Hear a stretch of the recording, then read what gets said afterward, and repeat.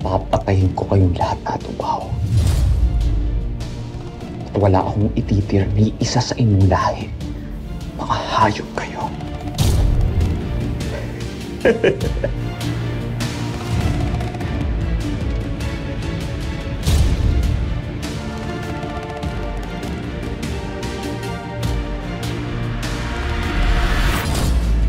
Lolong, ipaparanas ko sa iyo ang lahat ng hirap at sakit na ginawa sa akin ng kapwa mo at tubaw.